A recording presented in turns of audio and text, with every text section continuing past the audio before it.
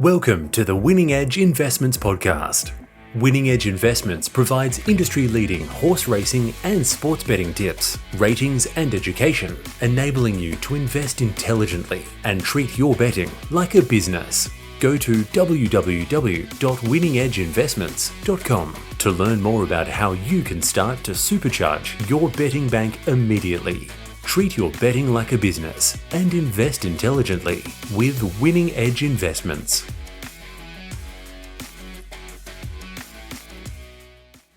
You're with Gareth Hall here on Giddy Up on this Friday morning. It's just after 10 o'clock. Great to be with you. What about tomorrow's? We've mentioned this a few times already this morning.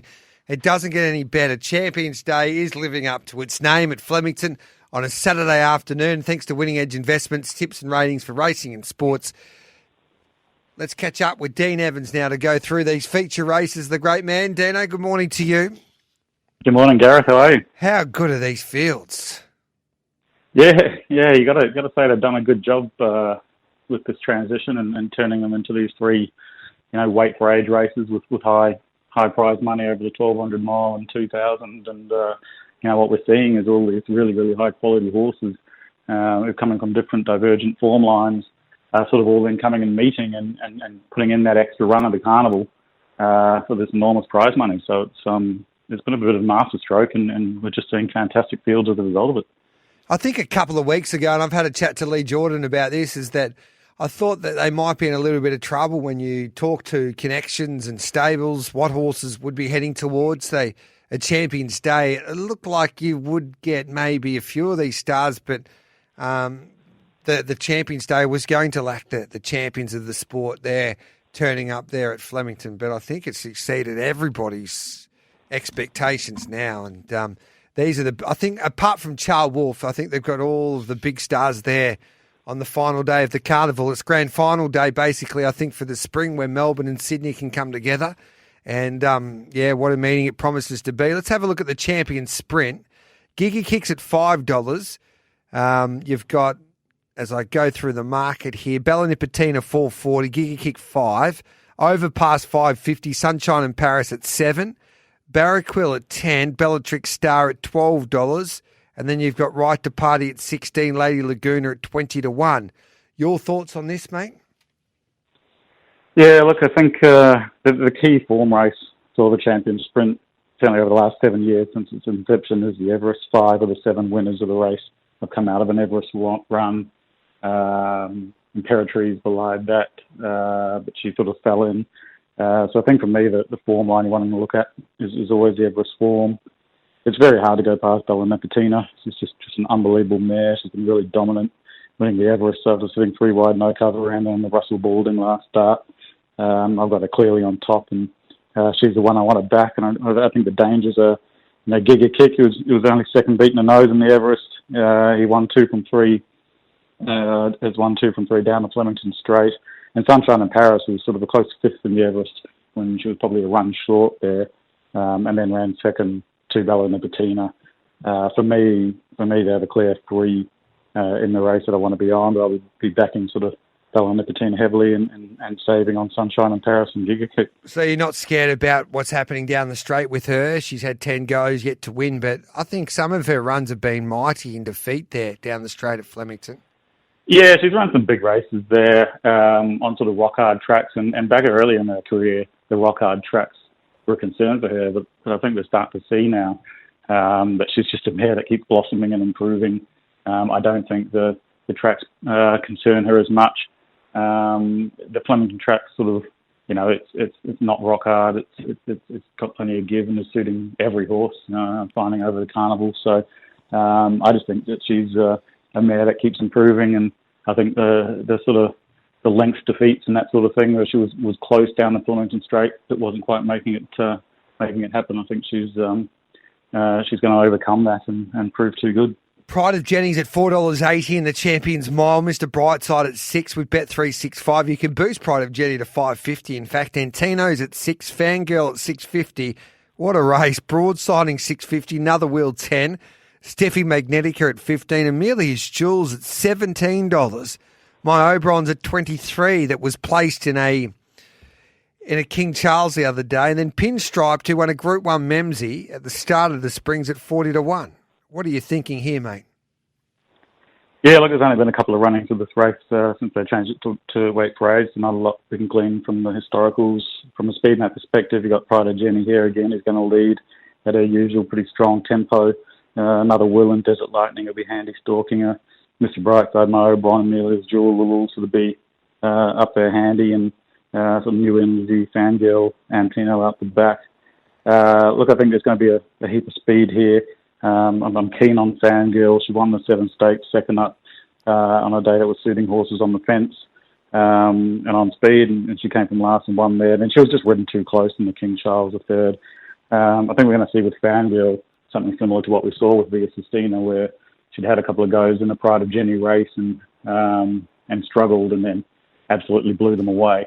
I think the Waller stable again, the James McDonald aboard, will have learned from that experience and will ride Fangirl. She likes to be ridden just right out the back. I think we could see a similar Via Sistina type performance with her absolutely destroying them. Maya O'Brien, I rate very highly, and second to Fangirl, and then was third in the King Charles. Probably if he doesn't get a Pratt, he could have almost won that, I think, in the straight. I think Flemington will suit him. He ran this race 2 years ago and only got beat 2 lengths, and he's a much better horse now. I think he's a danger. Broadsidings in the race, for sure. And I thought the Bolter, and sometimes there is a Bolter that comes in with some sort of fresher form, with a few less runs, could be New Energy, who ran also really well in that King Charles. He ran really, really good late sectionals, and he's just a really talented horse who sort of keeps having excuses every time he runs. But that Fangirl really clearly on top, but there's enough value in this race to be able to back the likes of My O'Brien and New Energy as well. I think, personally, I think Pride of Jenny's cooked. I think it's hard to believe. Be careful. Even going around here. Careful, I know he doesn't like that, but I think I did say before the Cox Plate that there was something about her runs in both the Fian and the King George that just made me feel like she was staggering a bit and a few lengths below her best.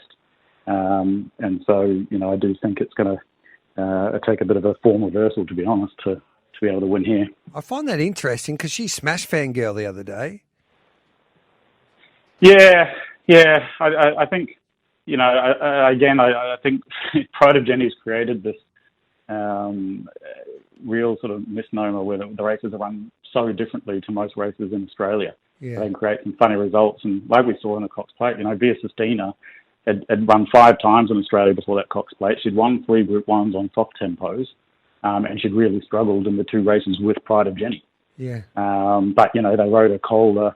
She was obviously ready to go, and she just blew them away. And I just think a similar thing's going to happen with Fangirl, where they've learnt their lesson, a rider properly how she wants to be ridden, and we'll see a different result. Yeah, it's going to be a great race. It's the race of the carnival, if you ask me. The Flemington Carnival. I don't think you can surpass a Cox Plate, but that is the race. Like, if you want the best milers, I don't think I could find a better. I don't think that's the best milers competing against each other there tomorrow afternoon at Flemington. 100%. It's going to be a cracking race, and it always is when Proud of Jenny's engaged. Yeah, it is. Looking forward to it. Via Sistina, $1.55. Can you take that price in a Champion Stakes? A Tissue 8. Without a Fight at 11, Elias at 13, Duke de Sessa at 17, and then Docklands at 19, Royal Champion at 26-9, Knowledge at 26. Yeah, look, there's another race. I know it used to be the McKinnon, but basically 9 of the last 13 years she's sort of come out of that Moonee Valley Cox Plate day, out of the Cox Plate.